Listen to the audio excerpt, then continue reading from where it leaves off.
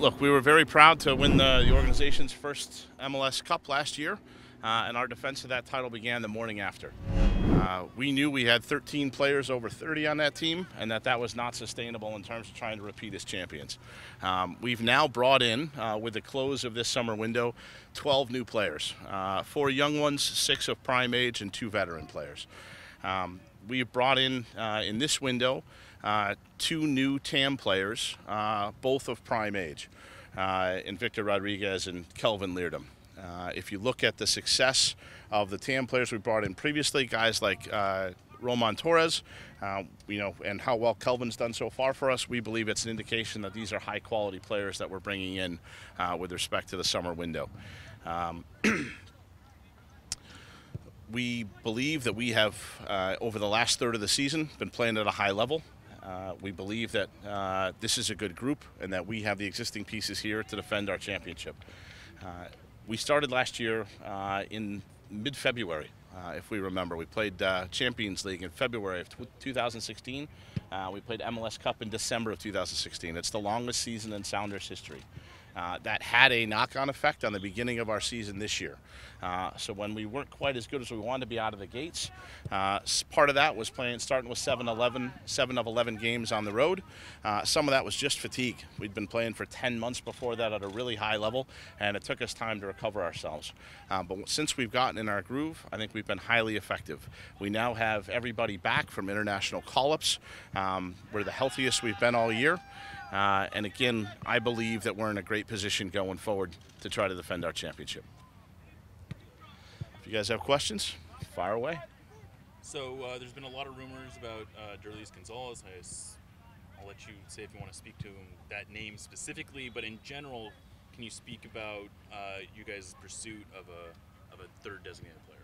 Well, we have 3 designated players on our team, Clint, Nico, and Ozzy, and we believe that all 3 of those guys performed at a high level. And in fact, if you looked at our roster head to toe now, we have 3 DPs, we have 3 TAM guys, we have an all-star goalkeeper. We believe we have the best outside back group in the league. We have 2 highly decorated center backs that keyed our run to the title, and we have 2 of for me, the best young players in the league in Roldan and Morris, and we have key contributors like Gustav Svensson, who's played every minute for us, and Will Bruin, who's banged 8 goals. And so we really feel good about our team top to bottom. With respect to individual transactions, we couldn't before and can't now and will never comment on players under contract to other teams. What I will say is we were in extended discussions with more than one player, more than one designated player candidate. They didn't come to fruition. That's the way it goes sometimes. We were obviously successful in the summer of 2015. If you look at the players we got signed, specifically Roman Torres right at the deadline. Nicholas Ladero drove on a long time last summer. This summer we weren't able to get over the line. We did have a backup plan. We had multiple backup plans, but ultimately we chose not to exercise those because from our perspective, a DP decision is a 3 to 5 year decision that has long-term implications for the franchise. And given the position of strength that we believe we are in terms of the strength of our current roster, we didn't want to compromise our standards. And again, when you look at those standards, when you look at Obafemi Martins and Clint Dempsey and Nicholas Ladero and going back a ways, Freddie Montero as a young player, I think we've set a really high bar in terms of the DPs we've looked to bring in. We've spent significant resources on those DPs, and those are decisions that ultimately we want to get right. Because what we don't want to just win one title. We want to win multiple MLS Cups. We want to compete every year, and the way to do that is to make a project that is sustainable and replicable, and that means getting a DP at the right age, with the right experience at the right time, and certainly we're going to continue our pursuit to try to add a DP in January. What's in place to keep the chemistry, a good chemistry? Why are you confident that chemistry won't be an issue with so many players and moving parts? Well, we've added 3 players in this window, so I don't think it's, of those 12 players we brought in, 9 of them were at the beginning of the year.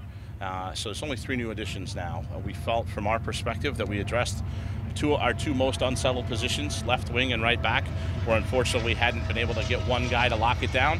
and we wanted to add a player at every line. We added a defender, Leardom. We added a midfielder, Victor Rodriguez. We added a striker in Nagel.